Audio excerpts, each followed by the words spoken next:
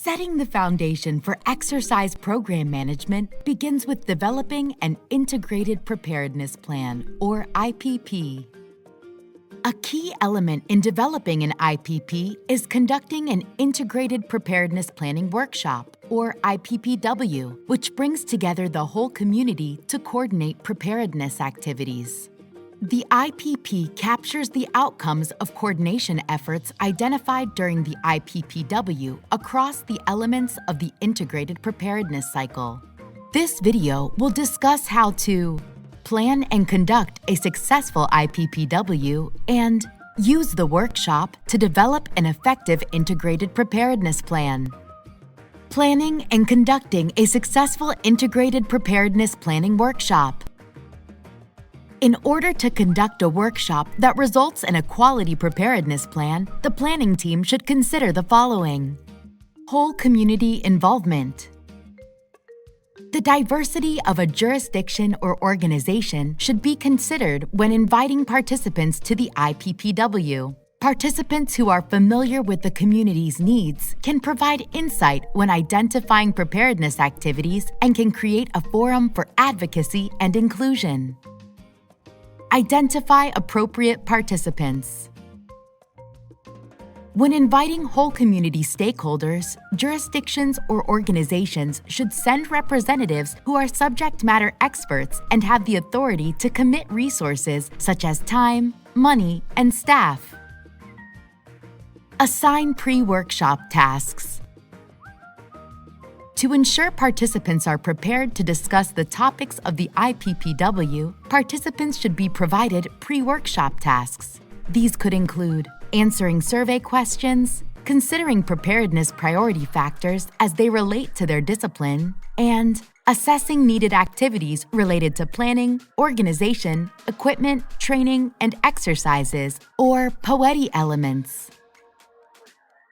Using the IPPW to develop an effective IPP. After participants are identified and pre-workshop tasks are complete, an IPPW is conducted to gather the necessary information for developing an IPP. The first activity in the IPPW is to identify preparedness priority factors. These influence the selection of preparedness priorities and are intended to help jurisdictions or organizations consider impacts to preparedness activities for the coming multi-year schedule.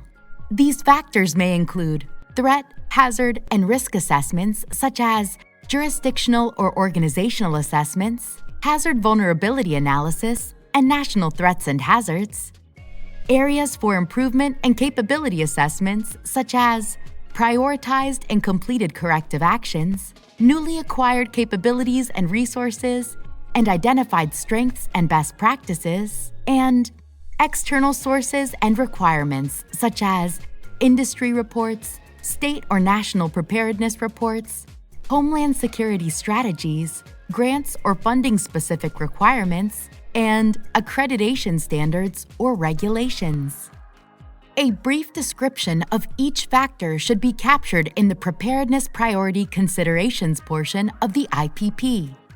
The next step in the IPPW is to establish preparedness priorities for the jurisdiction or organization. Preparedness priorities are strategic, high-level goals that guide overall preparedness activities through the Integrated Preparedness Cycle. They should be comprehensive to meet the needs of the whole community. Using the identified factors in conjunction with guidance from senior leaders, the desired outcome for this step is to achieve agreement on the priorities. These should be reviewed annually and updated as necessary. In some cases, preparedness priorities may be established prior to conducting the IPPW. This will change the pre-workshop tasks and may shorten the schedule of the workshop. However, it is still necessary to have the right stakeholders participate. Chosen preparedness priorities should be captured in the Preparedness Priorities section of the IPP. Once preparedness priorities have been established, the next step is for participants to move through the Integrated Preparedness Cycle to identify, schedule, and synchronize preparedness activities for the POETI elements associated with each priority. When discussing each POETI element, Participants should consider how they are interconnected or influenced by other POETI elements. To demonstrate, let's explore each of these elements. Planning. Participants should identify which plans, policies, procedures, and checklists will be reviewed, updated, or developed, including planning goals and deadlines, corrective actions to be incorporated into plans, changes in jurisdictional or organizational structure or staffing, and equipment to be updated. Organizational structure. Participants should identify anticipated changes to the jurisdiction or organization, such as changes or limitations related to organizational structure, future budget and grant estimates, staff turnover, and corrective actions to be incorporated into organizational structure.